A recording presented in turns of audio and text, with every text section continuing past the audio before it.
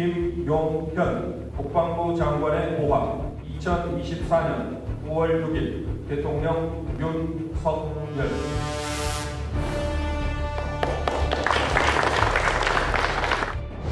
국가를 위해 헌신할 마지막 기회라고 생각하고 국군의 사명과 역할 완수에 신명을 바치겠습니다.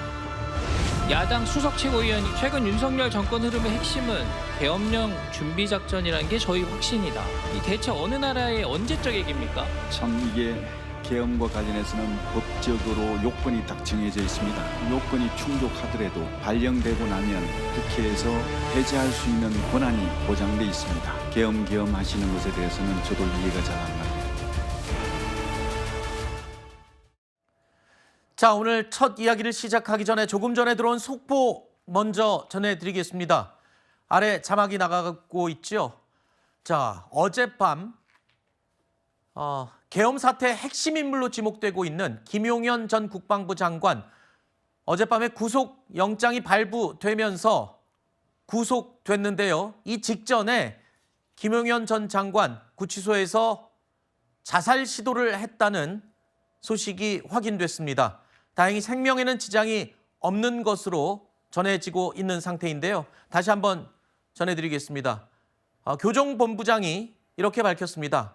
김용현 전 국방부 장관이 동부구치소에서 어젯밤 자살 시도를 했다라고 밝혔습니다. 자, 그러니까 구속 직전에 자살 시도를 한 것으로 추정이 되고요. 교정본부장은 이렇게 또 전했습니다. 자살 시도 직전에 근무자가 발견해서 제지를 했다. 지금은 별도로 신변을 보호하고 있다라고 밝혔습니다. 현재는 보호실에 별도 수용이 돼 있는 것으로 확인되고 있습니다. 다시 한번 알려드리겠습니다. 어젯밤 구속된 김용현 전 국방부 장관 구속 직전에 구치소 안에서 스스로 목숨을 끊을 시도를 하던 중에 근무자가 발견해서 이를 제지했고 지금은 보호실에 별도로 보호하고 있다라는 소식이 속보로 들어와 있습니다. 이 이야기 먼저 좀 짚어보도록 하겠습니다. 자, 어젯밤 자정 직전에 구속영장이 발부가 됐습니다. 아마 이 직전에 벌어진 일인 것으로 추정이 되는데 이건 어떤 의미인가요? 포고령 작성도 본인이 했다. 계엄 건의도 내가 했다. 모든 계엄을 내가 준비했다. 또 내가 모든 것을 책임질 테니 나의 부하들은 선처를 해달라. 이런 식의 발언들을 보면 김용현 전 장관은 모든 이 계엄 사태를 본인이 다 안고 가려고 하는 그런 뉘앙스를 풍겼습니다. 네. 그리고 이제 본인이 구속이 되면 이제 강도 높은 수사가 시작이 되면서 결국 이제 검경의 수사가 대통령을 향할 수밖에 없는, 오늘 마침 또 대통령실 압수수색을 했습니다. 네. 이런 상황에서 상당히 좀 이 상황을 다 자신의 어떤 그런 극단적 선택을 통해서 모든 것을 다 종결 지으려고 했던 그런 시도이나, 저는 매우 이제 불미스러운 시도였고 또 그런다고 해서 이 진실이 덮이지는 않기 때문에 물론 생명 지장이 없는 것은 다행입니다만 이러한 선택까지 한 것이 오히려 국민들에게도 많은 실망을 주지 않았을까 하는 그런 아쉬움이 있습니다. 지금 계엄 사태의 전말을 가장 상세하게 알고 있는 인물입니다. 핵심 인물인데 구치소에서 자살 시도를 했다. 그 의도는 정확하게 알 수는 없지만 가지고 있는 의미가 내포된 의미가 상당히 큰 것 같습니다. 일단 끝까지 비겁하고 무능한 지도자의 모습을 보여주고 있다라는 말씀을 드리고 싶고요. 살아서 끝까지 처벌을 받아야죠. 법적 처벌을 받고 본인이 한 행태에 대해서 국민들 앞에 소상히 밝히고 수사기관 앞에서도 소상히 설명하는 그런 과정을 거쳐야죠. 지금 사실 12.3 내란 사태를 통해서 5,100만 국민 모두를 불안에 떨게 하고 공포에 떨게 한 장본인이 이렇게 본인이 무책임한 모습을 보이려고 했다는 것 자체가 저는 국민들을 더 분노케 할 것이다. 국민들은 더 이 김용현 전 장관의 이런 부적절한 이 시도에 대해서 더 질타를 할 것이라는 말씀을 드리고 싶고, 그리고 아무리 이렇게 한들 내란 수괴인 내란 수계 혐의를 받고 있는 윤석열 대통령에 대한 혐의를 벗어날 수는 없습니다.